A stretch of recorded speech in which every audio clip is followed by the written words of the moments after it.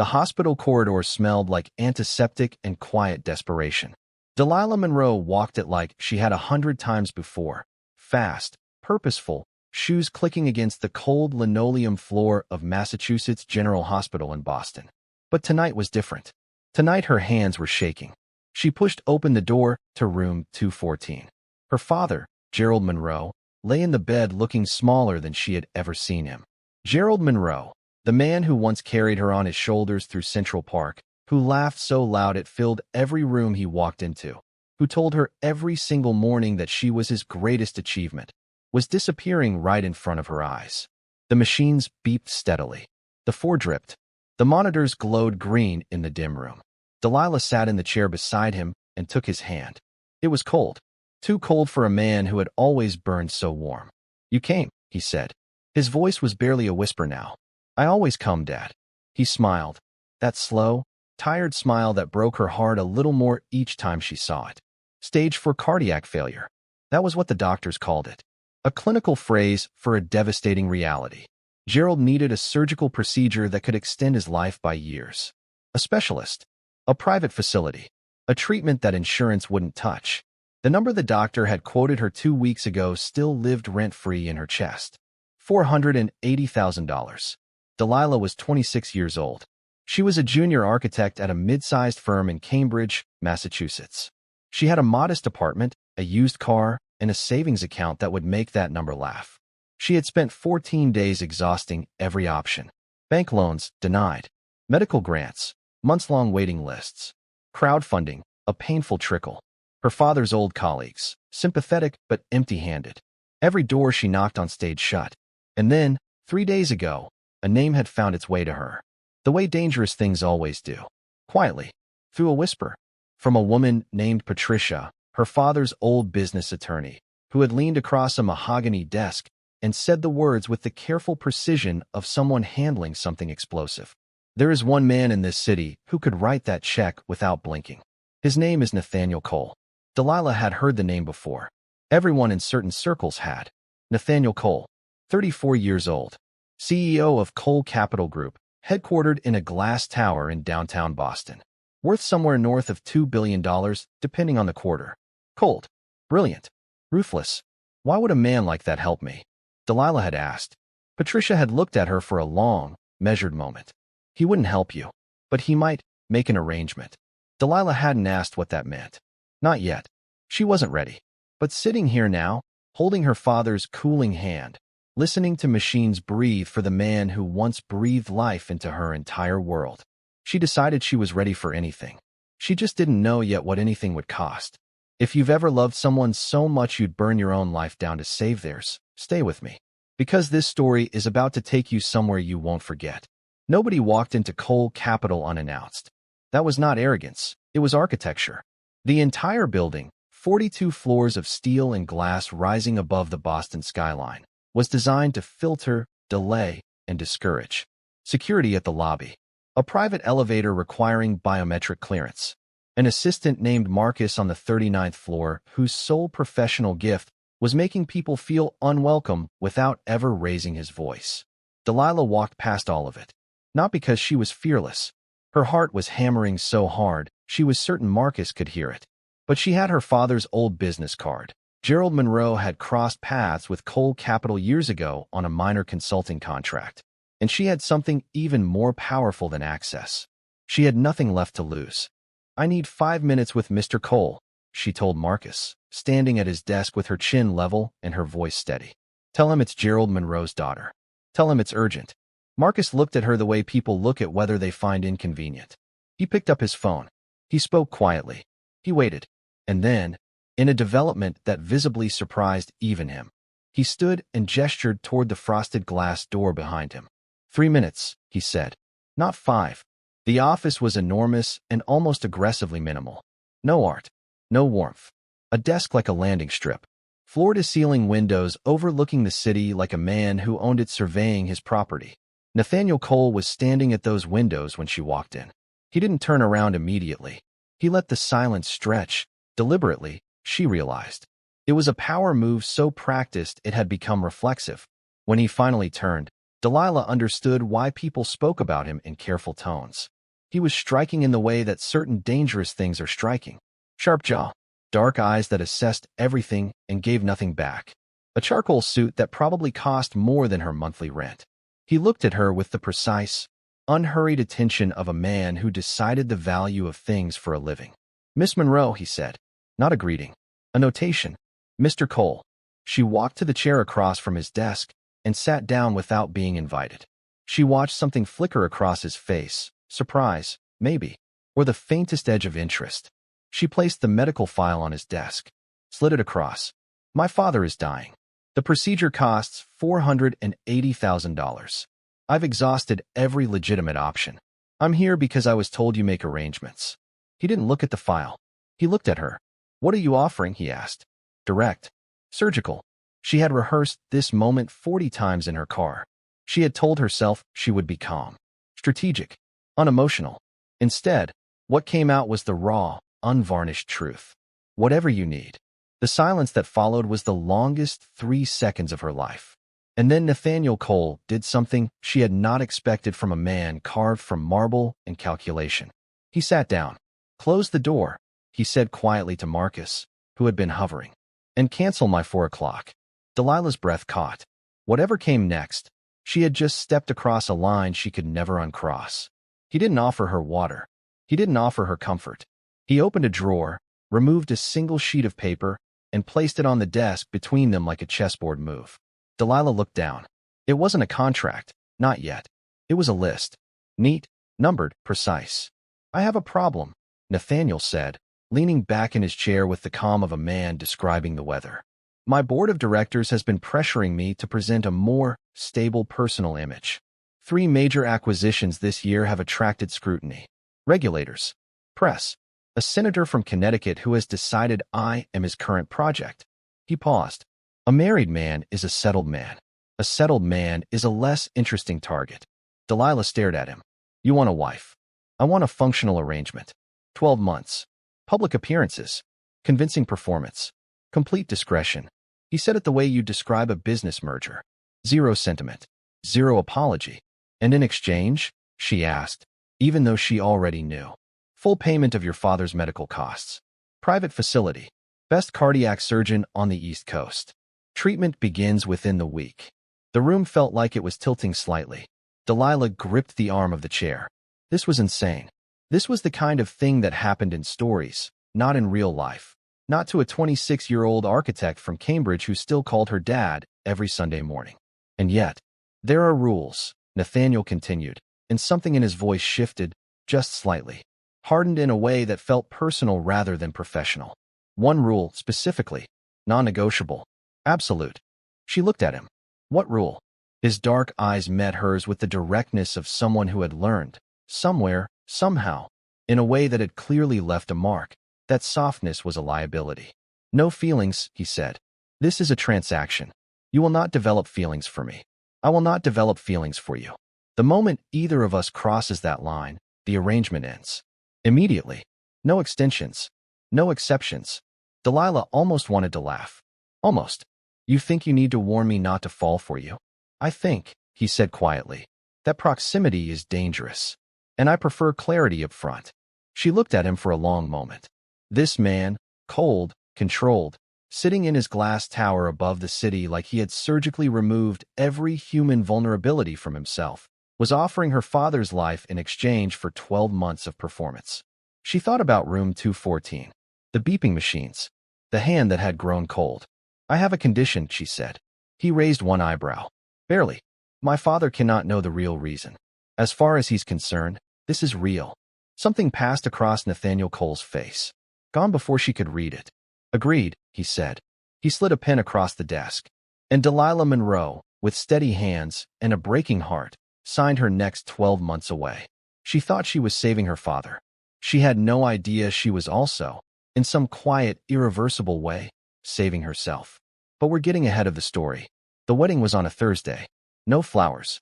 No guests. No music.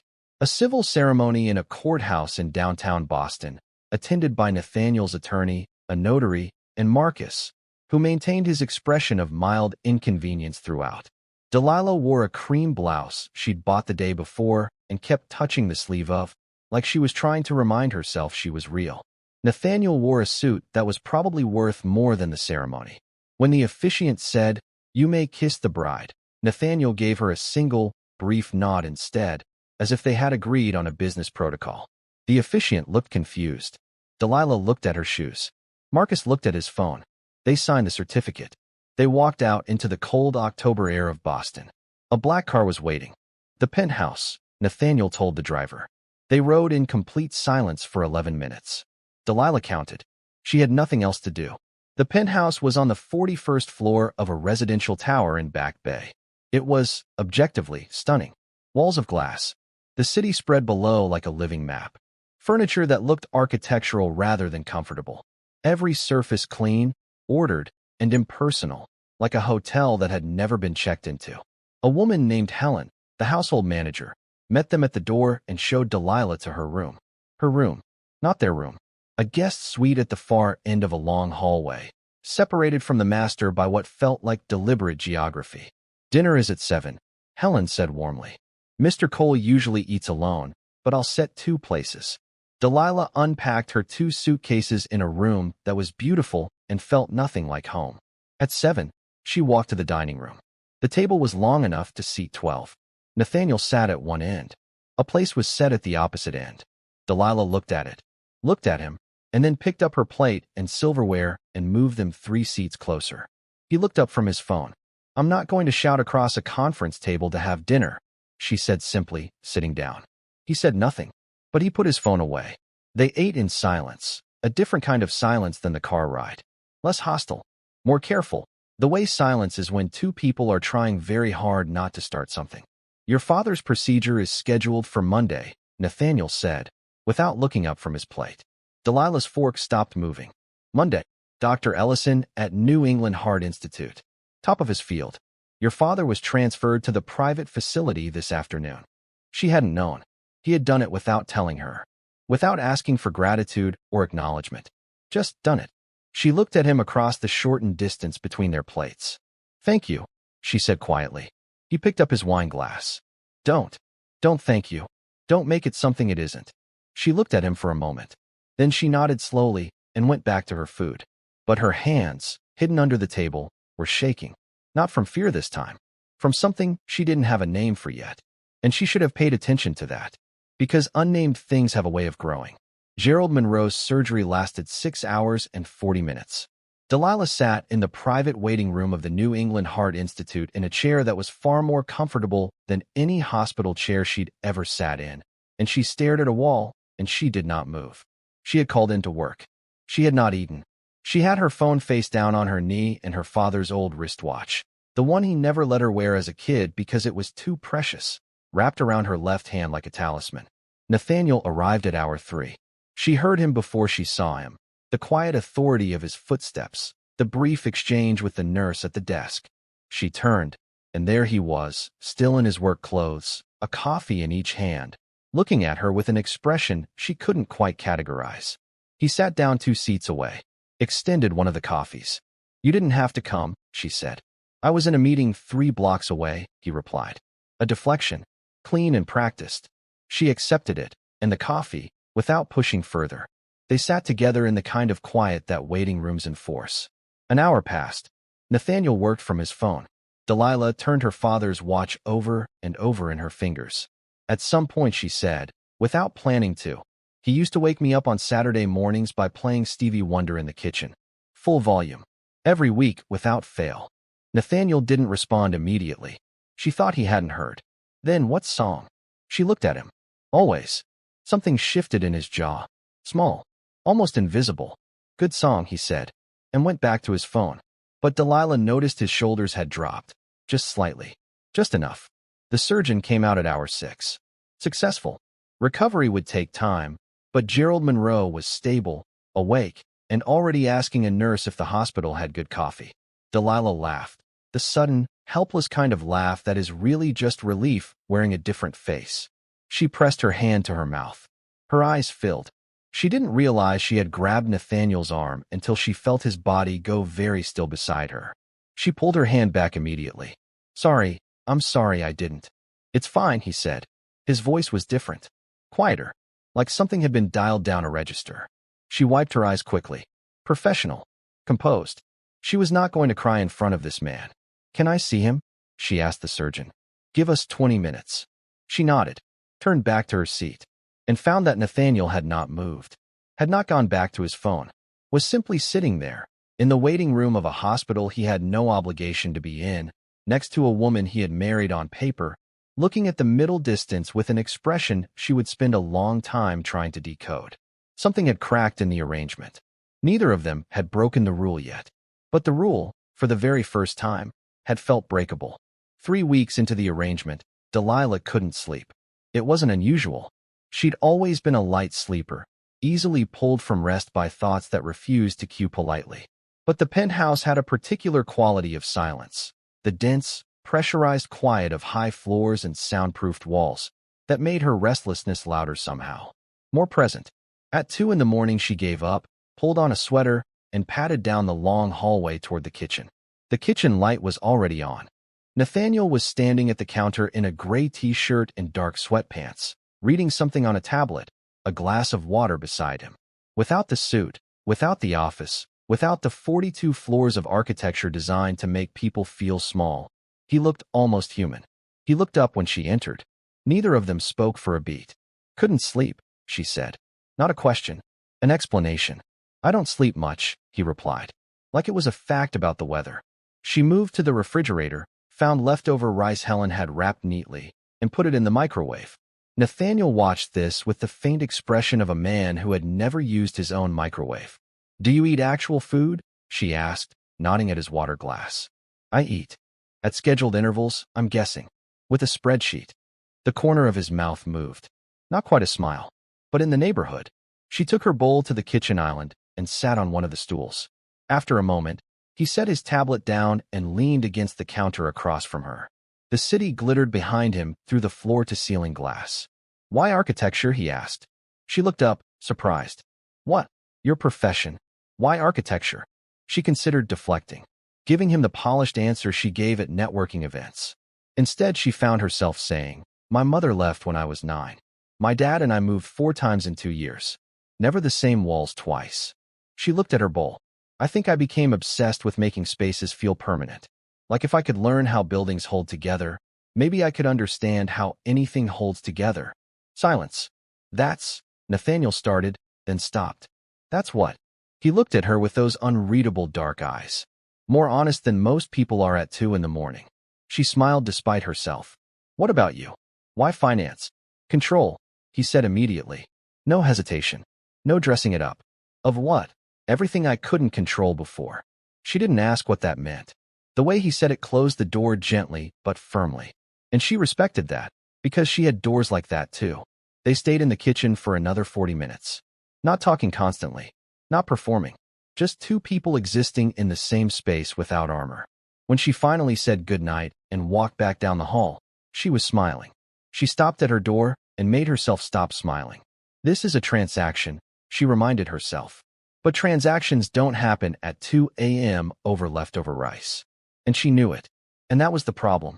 November in New York City was cold and glittering and entirely serious about itself.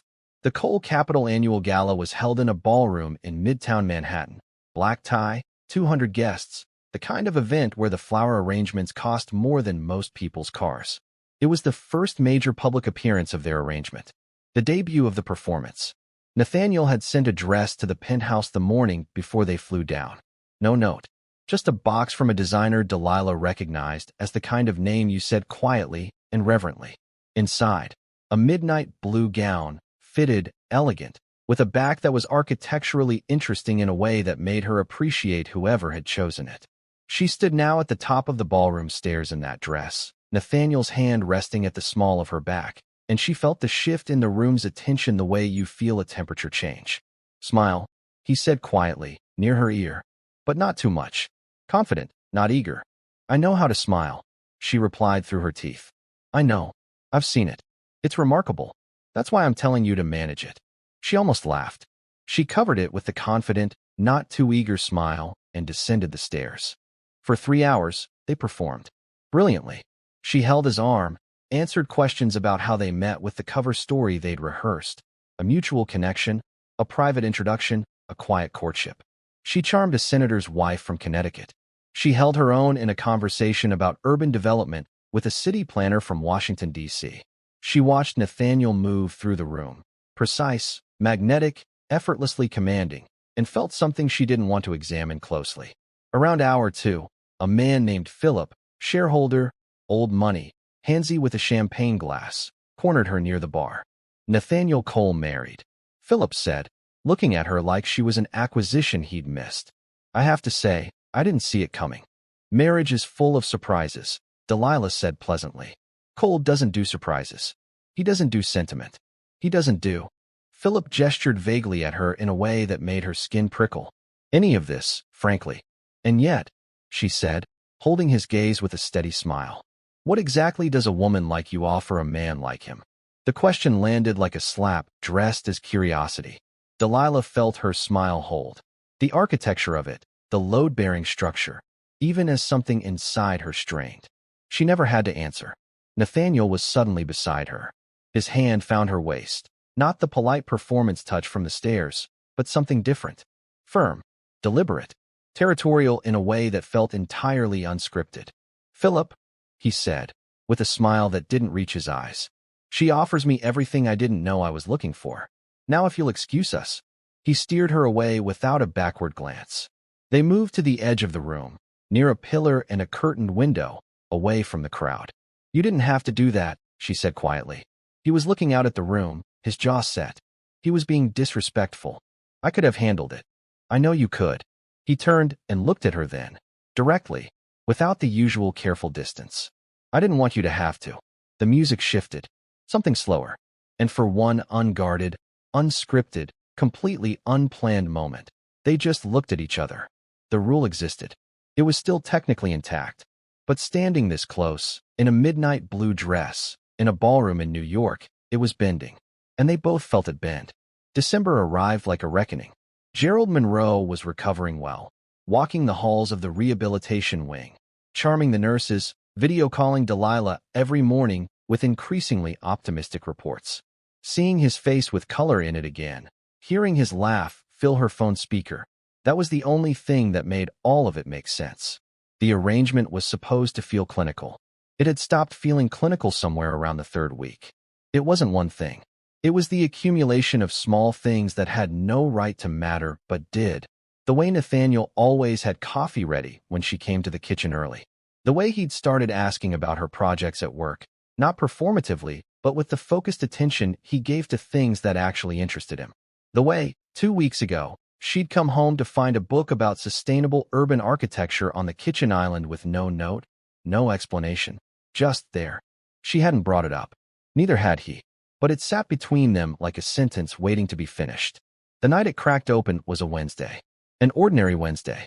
She had come home frustrated from a project review that had gone badly, and she had made the mistake of sitting on the living room floor with her blueprints spread around her and her face doing everything she was trying not to say out loud.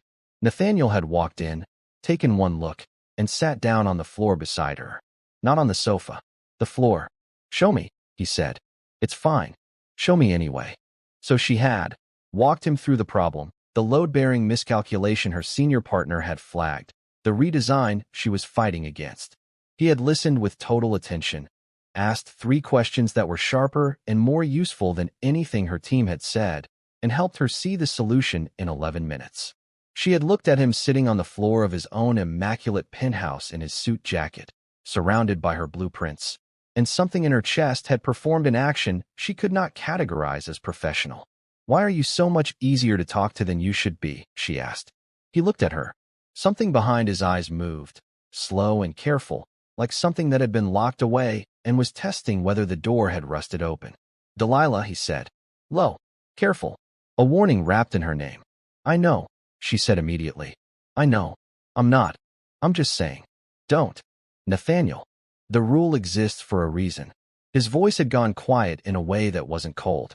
That was almost worse than cold. What reason? She asked. And she hadn't planned to ask that. It came out before she could stop it, small and honest and completely exposed. He was quiet for a long moment. The city hummed outside the glass. The blueprints lay around them like the floor plan of something neither of them had designed. Because the last time I let someone matter, he said finally, I lost things I didn't know I had until they were gone. She didn't push. She didn't need to. She just looked at him. This controlled, brilliant, carefully armored man sitting on his own floor telling her the truest thing he'd probably said in years, and she understood. They didn't cross the line that night, but they sat right at the edge of it. And sometimes the edge is the most dangerous place of all. It happened on a Sunday in December. Not dramatically, not with grand gestures or explosive confrontation. It happened the way the most permanent things happen, quietly, suddenly, and without any possibility of reversal. Gerald Monroe had been cleared for a day visit. Delilah had picked him up from the rehabilitation center and brought him to the penthouse for lunch. The first time father and daughter had been in the same room in 2 months without a hospital bed between them. Gerald walked in and stood at the windows looking out at Boston below and said, My God, Delilah, look at this view. And she had laughed, and it was real, and for one afternoon the penthouse felt like a home instead of a stage set. Nathaniel had been in his office when they arrived. Delilah hadn't expected him to come out. Their public performance was for galas and board dinners, not Sunday lunches with convalescing fathers. But he came out. He shook Gerald's hand with a quiet gravity that Delilah had never seen in him before. Gerald, perceptive in the way that people who have nearly died sometimes become, looked at Nathaniel for a long moment and said, Thank you for taking care of my daughter. Nathaniel said, She doesn't need much taking care of. Gerald smiled. No, she never did. That was always her gift and her burden. He looked between them both with eyes that were warm and careful and entirely too observant. She does, however, need someone who sees that clearly. The afternoon passed easily. Lunch. Gerald telling stories about young Delilah with a level of enthusiasm that made her cover her face repeatedly. Nathaniel listening with an attention that was not performance. She could tell the difference now. He asked Gerald about his career, about his recovery, about what he was looking forward to. And Gerald, who had always been an excellent judge of character, spoke to Nathaniel the way you speak to someone you've decided to trust. When Gerald left at 5, Delilah walked him to the car and hugged him for a long time on the sidewalk. He's a good man, Gerald said into her hair. A complicated one, but good. Dad, I know what I see, sweetheart. He pulled back and looked at her with those old, careful eyes. The question is whether you know what you see. She stood on the sidewalk and watched the car pull away until it disappeared. When she came back upstairs, the penthouse was quiet. Nathaniel was standing at the window where her father had stood hours before. She stopped in the center of the room. He likes you, she said. I like him, Nathaniel replied. Simple. True. Nathaniel. She said his name the way you say something you've been holding in your hands for too long. I need you to know something. He turned from the window. I signed that contract to save my father. That was true. That was the whole truth at the beginning. She looked at him steadily. It isn't the whole truth anymore. The room was very still. Delilah, the warning again, but softer, frayed at the edges. I know the rule, she said. I know what you said and I know why you said it. But you sat on your floor and helped me with my blueprints. You came to the hospital at hour 3. You put a book on the kitchen island with no note. Those aren't the actions of a transaction, Nathaniel. He crossed the room. Not fast. Deliberately. And stopped close enough that she could see everything his face was trying not to show. If I break this rule, he said quietly, I cannot undo it. I know. I am not easy. I'm aware. I have things that don't resolve cleanly. So do I, she said. So does everyone who's actually lived something. He looked at her for a long, suspended moment. The last moment before something permanent. And then Nathaniel Cole, the man who had written the rule, enforced the rule, built his entire careful life around the rule, raised his hand, and very gently pushed a strand of hair from her face. And the rule ended. Not with fireworks. With the quietest, most inevitable surrender. And the moment it happened, neither of them could remember why they'd ever thought it was a rule worth keeping. January came in softly. New England winters have a particular quality of stillness. The snow muffling the city's edges, the cold pressing everything into sharper relief, the light arriving late and leaving early as if the season is asking you to turn inward. In the penthouse on the 41st floor, The windows had turned to living paintings of white and gray and the occasional burning winter sunset. The arrangement had technically expired. Neither of them had mentioned it. The contract had been for 12 months. It was now month 3. Gerald Monroe was fully recovered, back in his house in Cambridge, playing chess with his neighbor on Tuesday afternoons and calling Delilah with the energy of a man who had been given time back and intended to spend every minute of it. The senator from Connecticut had moved on to other targets. The board was satisfied. Every original condition had been fulfilled. The arrangement was over. And yet, Delilah's clothes were still in the guest suite, though she spent less time there now. Her blueprints still covered the dining table on Sundays. Her coffee mug, the ridiculous yellow one she'd bought at a Cambridge market that looked absurd in the penthouse's monochrome palette, sat on the kitchen counter every morning next to a sleek black one, and nobody had moved either of them. Nathaniel had not dissolved the arrangement. He had not raised it. He had, instead, one morning 2 weeks into January, knocked on her studio door. She had converted a spare room into a small workspace and asked if she wanted to walk. Just walk. They had walked along the Charles River in the cold, hands in their pockets at first, then not. Boston had moved around them, indifferent and beautiful. They talked about small things. Architecture and buildings, and a footbridge she pointed out that she loved. He talked about a project in California his firm was evaluating, a development in San Francisco that could reshape a neighborhood. She had opinions about it, strong ones. He listened to all of them. At some point he had taken her hand, unhurriedly, like it was simply the next thing. She had let him, like it was simply the next thing. It was, she thought, the most honest moment they had shared. No contract, no performance, no one watching. Just two people walking beside a cold river in January, finally occupying the same space, without architecture between them. They visited Gerald together the following Sunday. He opened the door, looked at their joined hands, and said absolutely nothing. Just stepped aside with the quietly triumphant expression of a man whose instincts had, once again, been correct. Later that evening, back at the penthouse, Delilah stood at the kitchen island with her yellow mug and watched Nathaniel read by the window and thought about walls. About how you build them and why. About how the strongest structures are not the ones that never break, but the ones that are designed to flex, to take force without shattering. She had come to him with nothing but desperation and a dying father and a willingness to trade her next 12 months for a miracle. She had not expected this. She did not think he had either. What happens now? She asked. He looked up from his book. The city glowed behind him. What do you want to happen? She thought about it seriously, the way he had taught her, without meaning to think about things seriously. I want to stay, she said. Not because of a contract. Not as a performance. I want to stay because you are, she stopped. Smiled at herself a little. Because my yellow mug looks right next to your black one, and I'm an architect and I understand when something fits. Something moved across his face, warm and unhurried. The expression of a man who had spent years learning not to want things and was discovering, tentatively, that wanting things was not the catastrophe he had built his walls to prevent. He closed his book. He crossed to the kitchen. He stood on the other side of the island and looked at her with those dark, finally readable eyes and said, "The contract is dissolved. I know. This would be something different. I know. I'm still complicated. Nathaniel." She looked at him steadily, warmly, with the full force of everything she had figured out over 3 months and $480,000 and one Wednesday night on a floor surrounded by blueprints.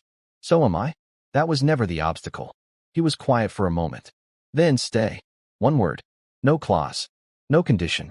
No rule. She smiled. Okay.